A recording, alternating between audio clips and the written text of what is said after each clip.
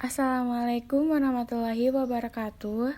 Perkenalkan, nama saya Putri Firdasari, NPM 19106310707176 dari kelas 3E PJKR Unsika. Nah, di video kali ini saya akan membahas tentang Hardpass Step Test.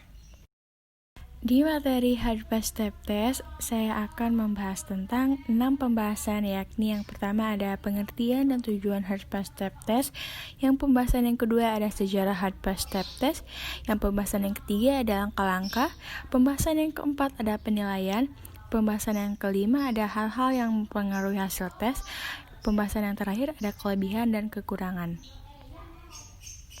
Apa pengertian dan tujuan Hardpass Step Test? Hardpass Step Test adalah jenis tes kardiak untuk mendeteksi dan atau mendiagnosa penyakit kardiovaskular.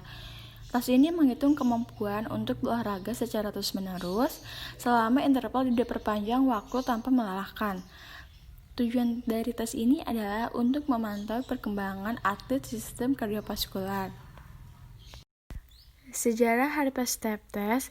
Hardpass Step Test adalah tes yang sudah dilakukan di laboratorium Harvard University sejak sebelum penjajahan dunia yang kedua. Pada awalnya, tes ini dilakukan Amerika Serikat untuk menyeleksi personil tentara pada penjajahan dunia yang kedua. Nah, selanjutnya ada langkah-langkah Hardpass Step Test. Ada 6 langkah. Langkah yang pertama ada hitung denyut nadi probandus saat setelah beristirahat 5 menit. Langkah yang kedua, probandus naik turun meja mengikuti irama metronom selama 5 menit atau sampai dia capek dengan ritme 30 langkah atau frekuensi metronomnya diatur 120 per menit. Nah, langkah yang ketiga ada awasi gerakan kaki probandus, jangan sampai terlalu cepat atau terlalu lambat, dan usahakan telapak kaki probandus seluruhnya menapak di meja. Nah, langkah yang keempat ada jika probandus iramanya sudah tidak sesuai, berarti dia sudah capek. Nah, langkah yang kelima ada kalau tesnya sudah selesai, probandus istirahat 1 menit. Setelah 1 menit, hitung denyut nadi probandus selama 30 detik. Nah, langkah yang keenam ada selama 3 menit, hitung lagi denyut nadinya.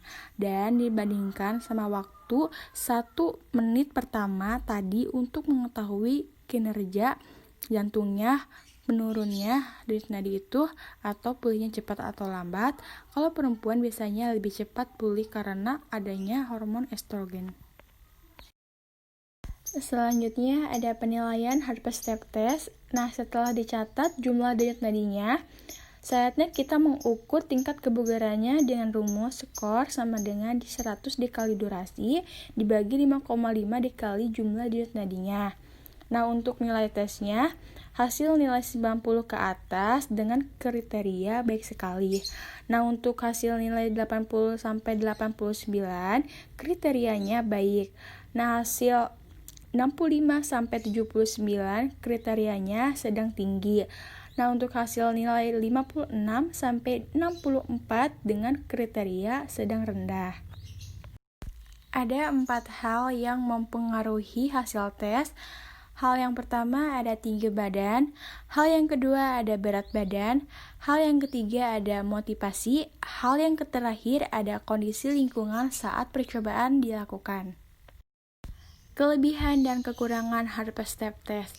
Kelebihannya yang pertama peralatannya sederhana, kelebihan yang kedua mudah untuk dilakukan, kelebihan yang ketiga dapat dikelola sendiri.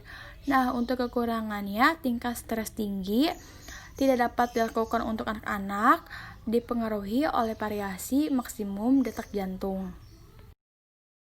Terima kasih atas perhatiannya, semoga bermanfaat. Mohon maaf bila ada kekurangannya. Sekian, wassalamualaikum warahmatullahi wabarakatuh.